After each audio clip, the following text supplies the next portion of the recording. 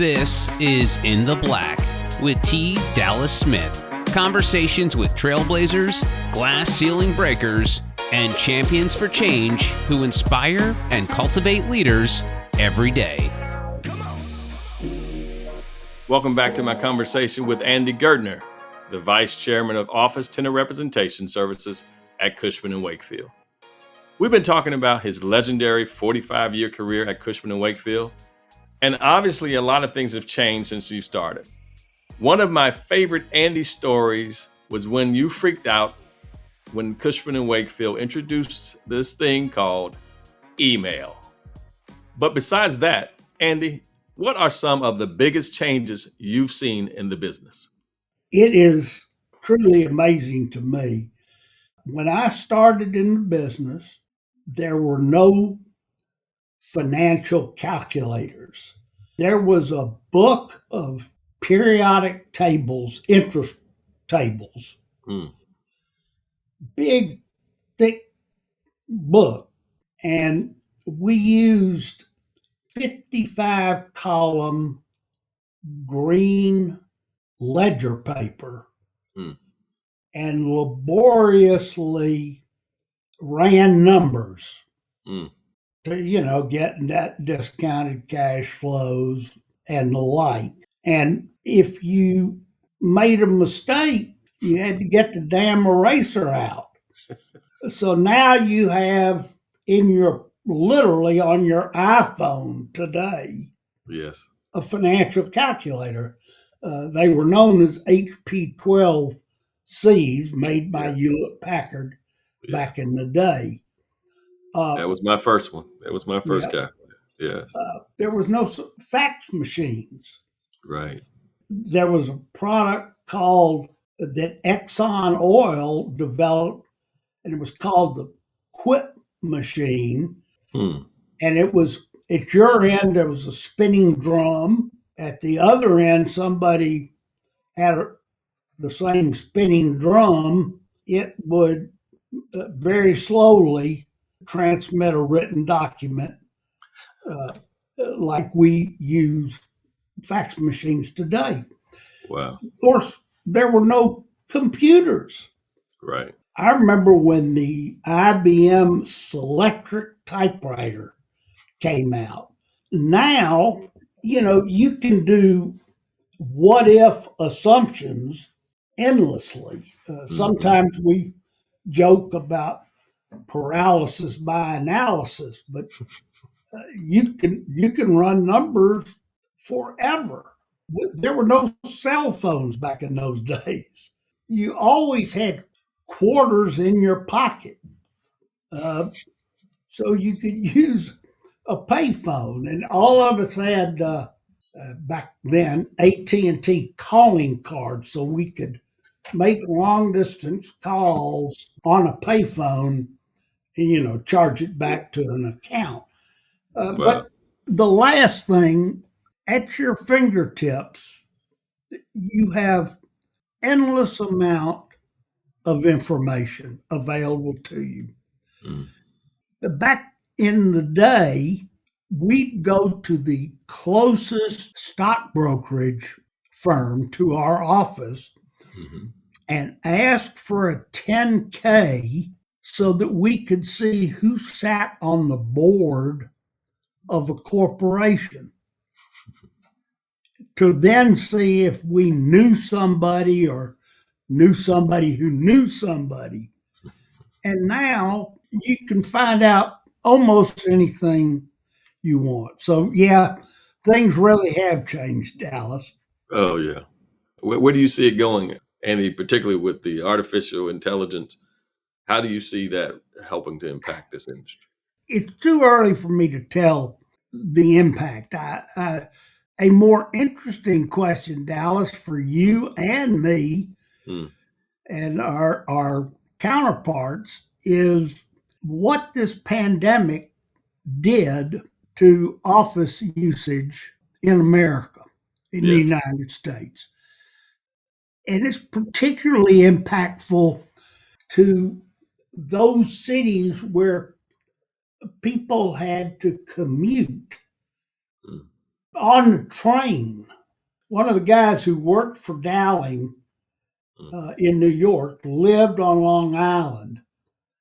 He had an hour and 25-minute train ride each way. Mm. He said the morning wasn't so bad because he could read the papers. Going home got old fast. Of course, they did have bar cars back in those days.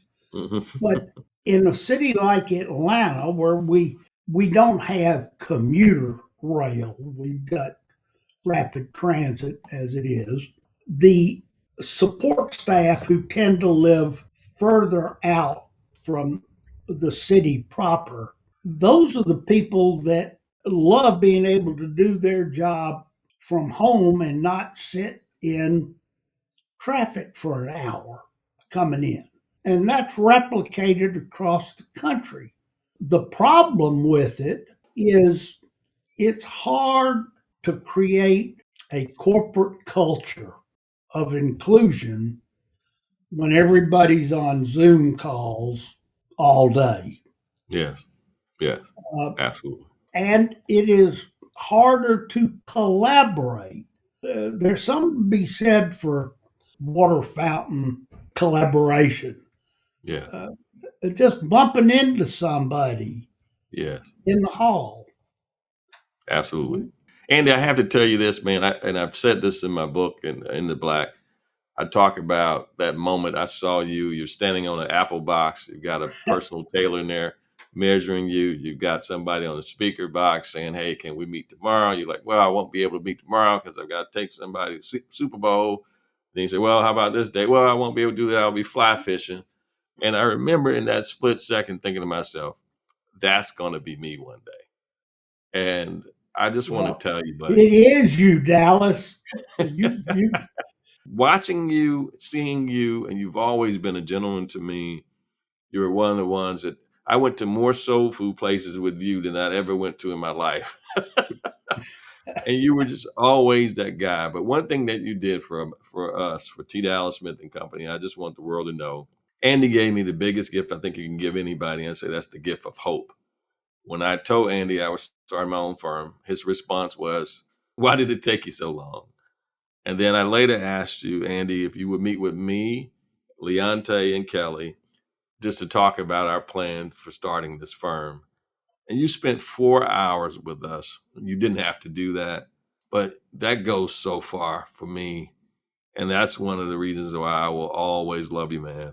I just want you to know I'm so grateful for you, so grateful for your friendship and just the example that you've been for not just me, but so many other brokers, some of the top brokers in this town and across this country have watched you. What is the one last thing you would love to tell folks, just as it relates to your journey, this industry, or anything you just feel like you'd like to tell us? My father was a true Southern gentleman. He had innate sales skills. He was kind, and the lower you were on the socioeconomic totem pole, the nicer he was to you. From that, I have always tried to be kind and polite. Now, don't misunderstand. I can be tough in a negotiation, but not as a screamer. It is rare for anyone to say Ghertner was worried about the commission. Mm. If you do your job, the money will follow. So your reputation really does mean a lot in this business. Yeah, goes a long way. Goes a long way. It does. Absolutely. I will say this in closing, Dallas. What impressed me when you asked me to read the first draft of In the Black, I knew your backstory sort of because we spent a lot of time together, our regular breakfasts that we need to get back to.